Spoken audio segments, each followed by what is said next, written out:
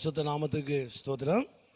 ஆதியாகமம் 15ஆம் அதிகாரத்திலே அந்த 1வது வசனத்தை நாம் பார்க்கும் பொழுது, இந்த காரியங்கள் நடந்த பின்பு கர்த்தருடைய வார்த்தை ஆபிராமுக்கு தரிசனத்திலே உண்டாகி, ஆபிராமே, நீ பயப்படாதே, நான் உனக்கு கேடகமும் உனக்கு மகா பெரிய பலனுமாக இருக்கிறேன் என்று சொல்கிறான்.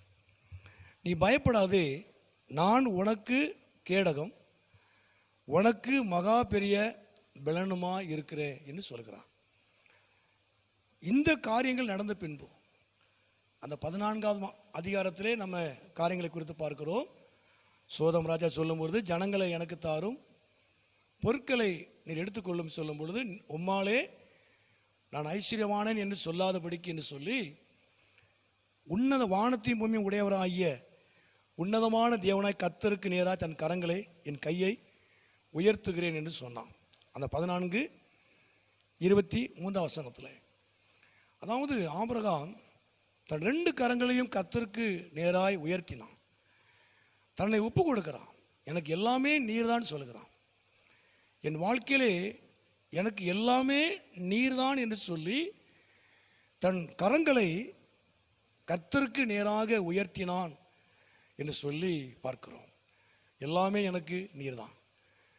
என் வாழ்க்கையிலே எது நடந்தாலும் நீர்தான். நீர்தான் என்னை உயர்த்தணும், நீர்தான் என்னை ஆசீர்வதிக்கணும் என்று சொல்லி தன் கரங்களை கர்த்தருக்கு நேராய் உயர்த்தினான்.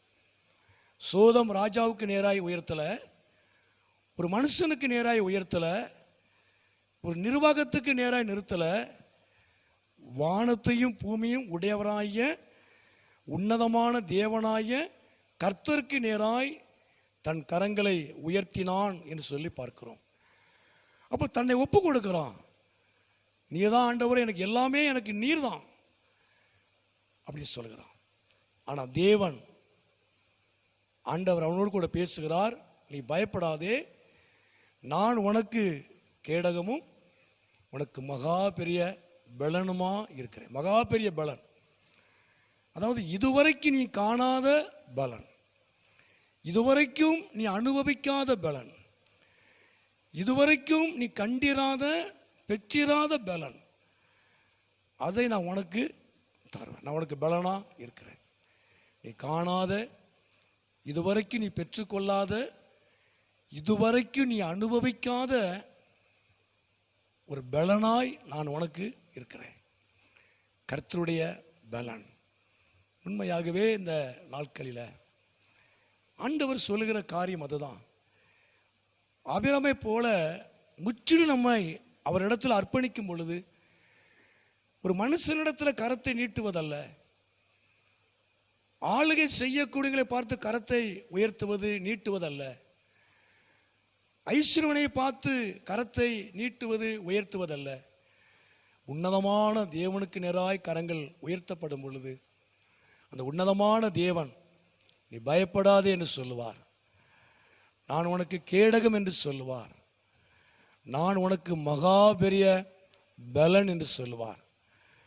தேவனுடைய அந்த உன்னதமான பலத்தை நாம் பெறுவதற்கு, கேடகமாகிய அவருடைய பாதுகாப்புக்குள்ளே காணப்படுவதற்கு தொடர்ந்து கீழே சில ஆசீர்வாதங்கள் சொல்லப்படுகிறது.